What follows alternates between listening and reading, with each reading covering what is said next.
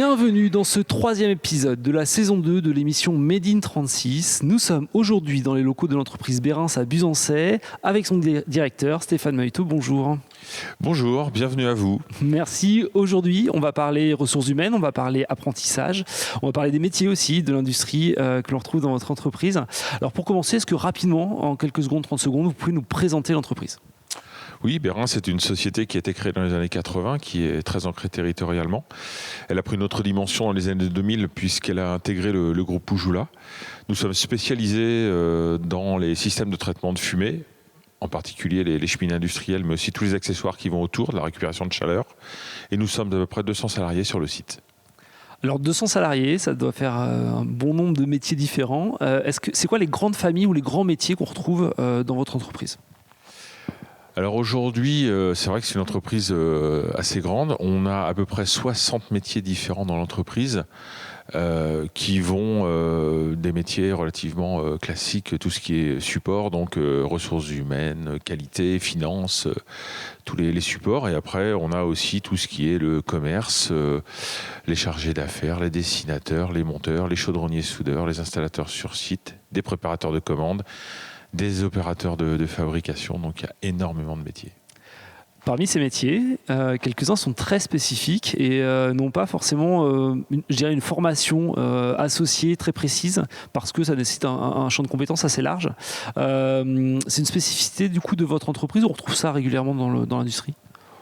Oui, je pense qu'on peut retrouver ça un petit peu partout dans l'industrie, mais effectivement, je dirais qu'on a deux métiers, nous, principalement, il y en a d'autres, mais qui sont un petit peu spécifiques, c'est-à-dire les monteurs installateurs sur site, donc les personnes qui vont aller installer sur les sites de nos clients nos ouvrages et nos cheminées, et puis également les soudeurs, les chaudronniers et les soudeurs, même s'il y a des formations, on a quand même énormément de spécificités qui ne s'apprennent pas dans la formation classique. On parle un peu aussi recrutement. Ça représente quoi comme recrutement à l'année, une entreprise comme Berens ? Alors, on va dissocier un petit peu les recrutements, mais aujourd'hui, en termes de CDI, on a à peu près une dizaine de CDI par an que l'on recrute. Et après, avec effectivement notre saisonnalité dans le métier, on a beaucoup de recrutements d'intérim sur des périodes assez courtes qui représentent un nombre important, bien plus de 50 par an, voire 100 personnes par an. Je vais revenir un peu on en parlait juste avant, des métiers un peu spécifiques. Comment aujourd'hui on recrute sur des métiers comme ça, alors qu'il n'y a pas forcément donc de formation précise ? C'est quoi les grands critères, les grandes compétences qu'on va chercher plus que les autres ?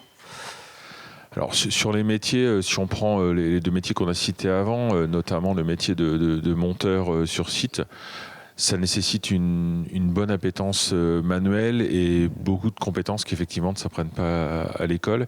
Il faut savoir s'adapter, respecter des règles de sécurité très strictes. On travaille à plusieurs dizaines de mètres de hauteur, donc il y a vraiment des spécificités. On est seul avec le chef de chantier sur le site, donc il faut savoir s'adapter, communiquer avec le client en direct. Donc c'est un métier relativement spécifique qui nécessite des compétences techniques, des compétences de communication. Et tous les cas sont différents. Donc ça veut dire est-ce qu'il y a quand même un process ou un processus de recrutement que vous avez mis en place pour éviter, je dirais, quelque part, les erreurs de casting, ou est-ce que à chaque poste, à chaque fois, vous êtes vraiment dans du très spécifique avec une attention hyper particulière sur ce recrutement ? Alors sur ce poste un peu plus spécifique, c'est surtout sur le savoir-être que l'on va travailler. Il n'y a pas forcément besoin d'une formation, même si on préfère que les gens aient des notions de soudure ou soient soudeurs, puisqu'il y a quand même à faire sur site. Mais non, c'est vraiment sur la personne en elle-même, sur sa rigueur, sur sa capacité à s'adapter. Ça, c'est vraiment le critère principal pour recruter. Et ça, c'est compliqué à repérer, ou en tout cas à identifier dans un process de recrutement, parce que c'est souvent un temps très court finalement par rapport à la suite. Oui, ça peut être compliqué à identifier, mais en général, les personnes qui répondent à ces postes, je l'espère suffisamment analysées, puisqu'il y a aussi la notion de déplacement. Les gens sont mobiles, ils peuvent partir à la semaine, voire plusieurs semaines, suivant la complexité du chantier. Donc effectivement, ça peut rester difficile d'identifier cela, mais c'est vraiment là où on passe dans le recrutement, par le service RH, par le manager directement, et éventuellement par d'autres personnes, pour essayer d'analyser au mieux la personne. Alors je reste un peu encore sur ce métier. Combien de temps entre le moment où vous recrutez la personne, vu le champ de compétences nécessaire, et je dirais le moment où la personne est réellement opérationnelle, formée, je dirais à 100%, et à pleine capacité sur son emploi? Alors, c'est une question un peu difficile à répondre parce que c'est un petit peu différent suivant les personnes, mais on a déjà une phase d'intégration pour ce poste-là qui peut durer plusieurs mois. Et ce poste, en fait, est évolutif tout au long de la carrière. C'est-à-dire qu'on a des gens qui commencent comme monteurs et qui vont devenir chefs d'équipe. Et ça peut demander plusieurs années. Et de par la complexité de ce métier, c'est-à-dire qu'on peut faire des installations sur des sites très simples, des cheminées très simples qui prennent une demi-journée, ou travailler dans des grosses chaufferies urbaines où c'est du coup un peu plus compliqué, ou sur des sites nucléaires, où là, il faut encore aller plus loin. Donc il y a en permanence, effectivement, des phases d'apprentissage, mais je dirais que pour un monteur, il faut entre 6 mois et 1 an, et pour un chef d'équipe, il faut pratiquement 2 ans. D'accord, donc d'où je reviens encore sur éviter l'erreur de casting sur des temps longs pour ne pas recommencer le processus, je présume, à chaque fois si ça ne marche pas, quoi. Oui, exactement. Il faut bien identifier, bien analyser, bien échanger avec la personne pour être sûr qu'on a fait le bon choix. Oui, ça, c'est évident. Et quand le choix est bon, est-ce qu'on peut aussi parler d'exemples internes de personnes qui sont rentrées, qui ont évolué, en tout cas voilà, sans nommer de noms spécifiques, mais d'exemples de belles évolutions en interne par aussi la formation au poste et la montée en compétences? Alors on a plein de beaux exemples. On en a un qui revient un petit peu sur ce métier.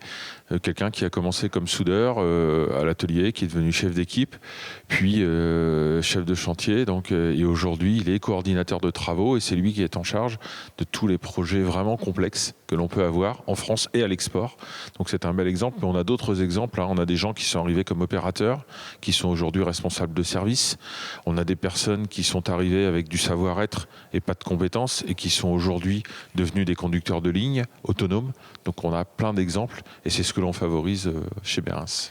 Oui, et du coup, je présume que vous accompagnez aussi cette évolution interne, peut-être avec des formations, avec un accompagnement RH aussi, un suivi en tout cas de ces personnes.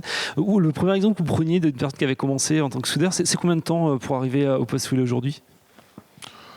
Je dirais qu'il a mis une dizaine d'années pour arriver à ce poste-là, mais encore une fois, ça dépend des personnes, mais c'est très variable. L'objectif dans ce que l'on fait pour ça sur la formation continue en interne et l'amélioration continue, c'est surtout la motivation des personnes.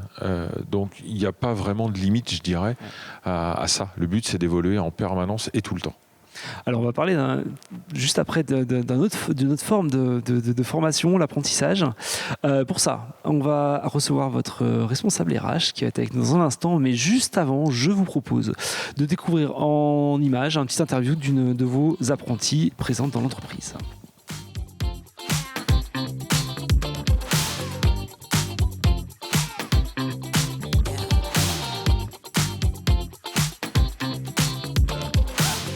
J'ai fait un bac STI 2D à Blaise Pascal à Châteauroux. Après, mon prof m'a dirigée vers le BTS CPI, conception des produits industriels, à Vierzon. Et je me suis penchée sur l'apprentissage qui me plaisait beaucoup. J'ai envoyé divers CV. J'ai fait un premier stage en février de mon année de bac au sein de Berens.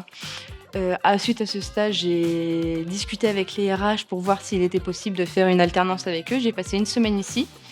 J'ai été voir au bureau d'études, je suis allée du côté de l'atelier, etc. Et cette entreprise m'a plu, j'ai discuté avec eux et au mois d'août, juste avant le BTS, j'ai signé mon premier contrat avec Berens. Et à la fin de mon BTS, je leur ai demandé s'ils étaient toujours d'accord pour continuer avec moi dans la voie de l'apprentissage, donc en école d'ingénieur pour un diplôme. Pour l'apprentissage, j'ai trouvé ça plus utile et plus intéressant de me projeter à l'avenir. Ça m'a aussi entraîné à faire des études plus longues. Ça m'a entraîné aussi à travailler mieux à l'école pour cerner mieux ce que je faisais. Et par rapport à d'autres élèves avec qui j'ai pu me comparer, qui eux continuaient l'école ou ne faisaient que de l'école, je dirais qu'on apprend plus facilement. Enfin, pour ma part, j'ai appris plus facilement sur le terrain qu'à l'école où c'est très théorique. C'est pas très pratique, c'est des cas peu concrets comparé au travail où on se confronte vraiment à des sujets plus difficiles, où on a des vrais sujets qui mènent vraiment à un but. En tout cas, voilà. Donc j'ai trouvé ça plus utile et plus concret de faire de l'apprentissage que rester à l'école.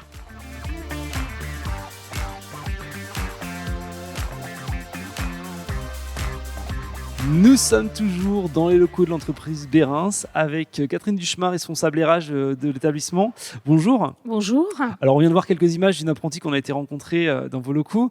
On va donc continuer de parler d'apprentissage. Première question toute simple, quelle place aujourd'hui l'apprentissage occupe dans votre, je dirais, stratégie RH d'entreprise ? Alors l'apprentissage a toujours occupé une place importante chez Berens. Aujourd'hui nous sommes à 10 alternants. Et les formations vont du CAP au niveau ingénieur. C'est des métiers qu'on retrouve. Est-ce que c'est plutôt des métiers support, des métiers ou d'ailleurs métiers support et métiers côté fabrication ? Alors il y a effectivement tous les métiers. Ça peut être effectivement sur des métiers plutôt administratifs ou des métiers plutôt orientés vers la production. Ça, vous le définissez comment ? Vous le définissez par rapport à vos besoins à l'année, ou est-ce qu'il y a des métiers qui reviennent régulièrement tous les 2-3 ans quand les formations se terminent, ou est-ce que du coup il y a un roulement qui est complètement différent parce que certains restent ? Il y a un roulement qui se fait tous les ans, puisqu'effectivement il y a des alternants qui vont faire des apprentissages sur 1 an, d'autres sur 3 ans. Alors les besoins sont définis effectivement, on définit les besoins par rapport effectivement à des contrats qui peuvent s'arrêter. Ou effectivement quelqu'un qui va nous envoyer une candidature spontanée et ça peut créer un besoin. Donc voilà, ça dépend. On passe aussi des offres auprès des écoles ou sur nos réseaux sociaux. Donc voilà, des offres. Ma question après, c'est surtout du coup, est-ce qu'on a, vous parliez d'école juste avant, est-ce qu'on a que des profils jeunes ou est-ce qu'on a aussi des personnes qui sont dans une forme qui veulent changer de métier, qui repassent par l'apprentissage à l'âge adulte, en tout cas un peu plus âgé, et qui viennent dans votre entreprise ? Alors effectivement, il y a tout. Bon là actuellement ce sont plutôt des jeunes, mais effectivement on vient de terminer il y a quelques mois ou quelques semaines une formation. Il y avait 2 personnes en reconversion, en contrat de professionnalisation, qui ont fait une formation chaudronnier-soudeur. Donc on l'a fait en partenariat avec une agence d'intérim et un organisme de formation. Vous anticipez un peu ma question d'après sur la manière dont se déroule le recrutement, en tout cas sur des profils en apprentissage.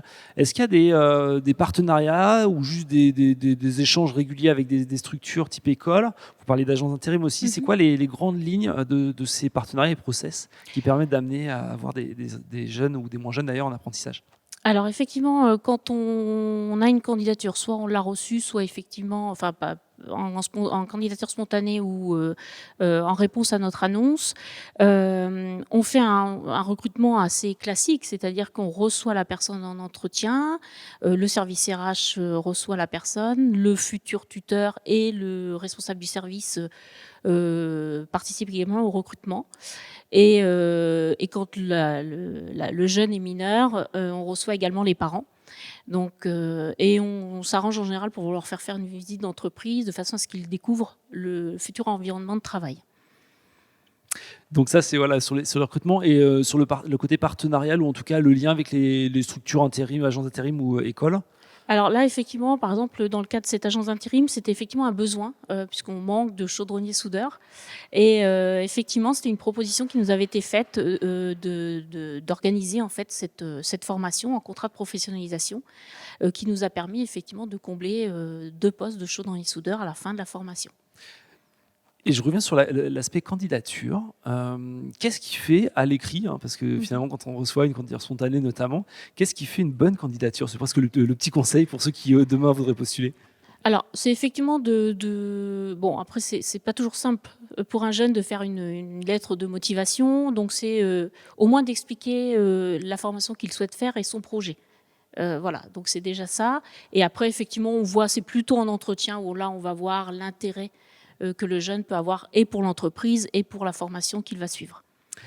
Au-delà du diplôme, au-delà de l'aspect contenu, compétences, le savoir-être, c'est forcément quelque chose dont on parle. On en parlait juste avant d'ailleurs avec votre directeur.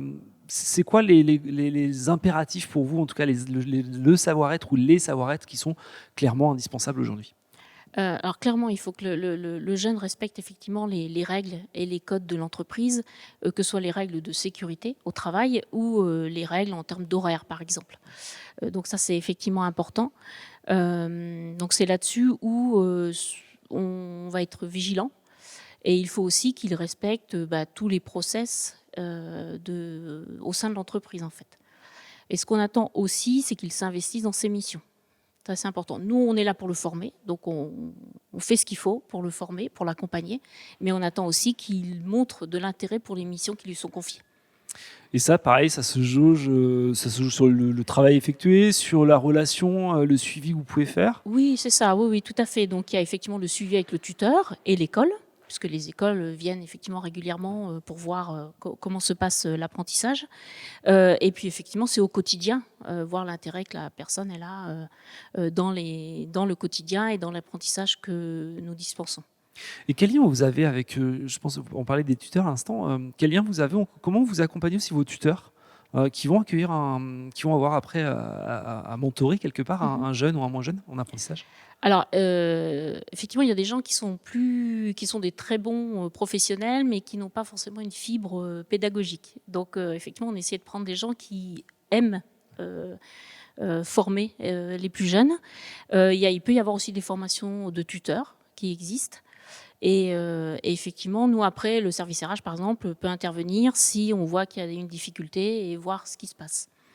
Il n'y a pas que des difficultés, Non, je présume. non, en général, ça se Bien au passe bien. contraire. Oui, tout à fait. Et c'est quoi finalement aussi pour eux, c'est quoi le plus? Parce que je présume qu'il y a dans ce côté mentorat, il y a quelque chose d'important, d'intéressant qui les valorise aussi d'accompagner un jeune dans l'apprentissage.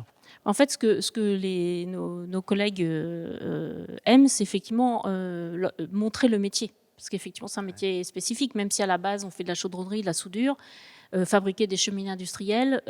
Voilà, il n'y a pas de formation qui existe à la base. Donc, effectivement, c'est montrer ce qu'on fait au sein de la société et former ces jeunes sur ce type de métier. Est-ce qu'il y a quand même une récurrence de difficultés, je dirais, qui apparaît sur l'apprentissage ou quelques points de vigilance que vous avez toujours, vous et vos confrères d'ailleurs, parce que c'est pas forcément propre à votre structure, mais j'ai des limites sur l'apprentissage sur lesquelles vous devez au quotidien faire attention? Alors, on peut avoir, mais effectivement, c'est pas la majorité, on peut avoir un jeune qui effectivement est beaucoup absent, manque d'intérêt pour les missions, et c'est souvent lié à un problème d'orientation. C'est-à-dire qu'il découvre effectivement que la formation qu'il a choisie ne lui convient pas. Donc effectivement, là, on va essayer de l'accompagner soit pour essayer que ça s'améliore au sein de l'entreprise ou en tout cas lui montrer l'intérêt qu'il peut avoir à poursuivre la formation. Mais effectivement, on peut aussi avoir un jeune qui va arrêter sa formation et s'orienter vers autre chose. Et souvent, ça va de pair. Est-ce que le jeune qui est en difficulté au sein de l'école, c'est le même qui peine dans l'entreprise, ou est-ce qu'on a parfois des cas où certains sont vraiment allergiques à l'école? Ça peut. Oui, ça peut. Effectivement, on a eu des jeunes à l'école, ça se passait pas bien, et en entreprise, ça se passait très bien parce que voilà, ils aimaient ce qu'ils faisaient en entreprise. On va continuer à parler de l'industrie de manière un peu plus générale aussi, avec cette vision RH bien évidemment. L'industrie, c'est un secteur qui a pas forcément la plus belle des images, malheureusement, parce que quand on va voir l'envers du décor, on se rend souvent compte qu'il y a des beaux métiers, des beaux parcours. On en parlait aussi en début d'émission. C'est quoi pour vous l'industrie aujourd'hui? Comment on doit présenter l'industrie aujourd'hui?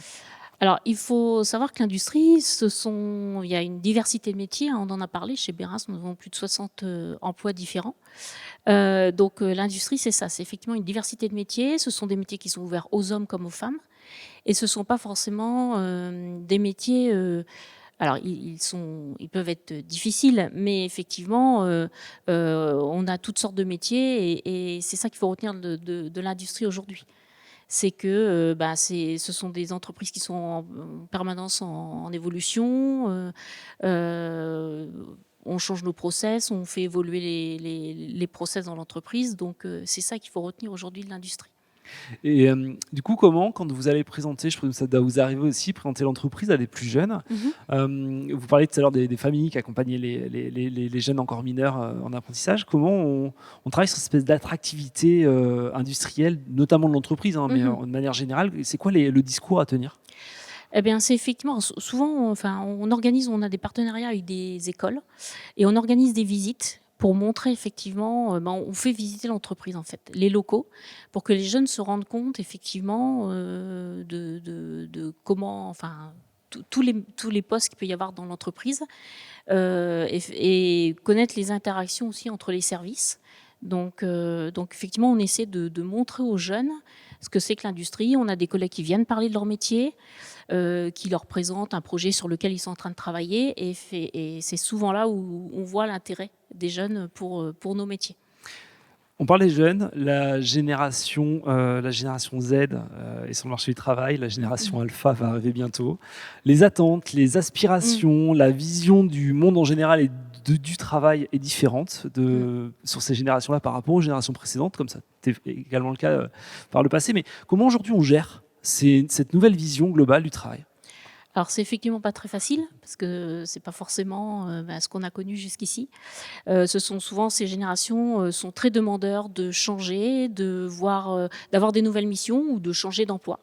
Donc effectivement, comme tout salarié, on essaie d'y répondre et au moins, en tout cas sur les missions, leur montrer, leur donner d'autres missions pour que ils y sentent un intérêt en fait. Et le lien avec, je dirais, les générations en place, ceux qui sont là depuis longtemps, comment on arrive aussi à trouver cet équilibre entre ces visions nouvelles et ceux qui sont là depuis plus longtemps ? Alors là, effectivement, nos collègues essaient aussi de leur montrer l'intérêt des métiers et de ce qu'on fait de spécifique au sein de la société, qu'on ne va pas forcément trouver ailleurs. Oui, très bien. Et je me posais du coup la question aujourd'hui, quel argument fort on pourrait donner pour aussi inviter les plus jeunes à s'intéresser à l'industrie, à s'intéresser à des entreprises comme Berens, et demain passer la porte pour postuler et avoir peut-être encore plus de candidatures spontanées. Effectivement, comme on l'a dit, Berens est en permanence en train d'évoluer. Donc, c'est ça l'intérêt. Enfin, on a des métiers très diversifiés. Et on peut évoluer au sein de l'entreprise. On ne fera pas forcément. On a des collègues déjà qui ont évolué, qui ne font plus le métier aujourd'hui, qui ne font pas le métier qu'ils ont fait il y a 10 ans. Donc c'est ça aussi. Berens, c'est une entreprise où on peut évoluer, que ce soit au sein de Berens, peut-être même au sein du groupe. Donc c'est l'intérêt effectivement de notre entreprise. Dernière question, on arrive à la fin. Quelles compétences seront les compétences clés de demain qui vont être recherchées là, aujourd'hui et dans les années à venir ? C'est l'adaptabilité, effectivement, l'adaptabilité aux nouvelles technologies, l'adaptabilité au monde de l'entreprise. Donc c'est principalement cette qualité-là qu'il va falloir avoir. Catherine Duchemin, merci beaucoup pour cet échange. Nous arrivons au terme de cet épisode de la saison 2 de l'émission Made in 36. Merci pour votre accueil ici, dans les locaux, dans le showroom précisément de l'entreprise Berens. Voilà, j'ai envie de dire, n'hésitez pas le jour où il y a des visites d'entreprise. Je présume qu'il y en a aussi à venir passer le pas de la porte une fois encore. C'est une très belle entreprise industrielle à Buzancais dans l'Indre. Si cet épisode vous a plu, vous pourrez retrouver l'intégralité de la saison 1 et la saison 2 de l'émission Made in 36 sur la chaîne YouTube de Châteauroux Métropole. À bientôt. À bientôt, merci.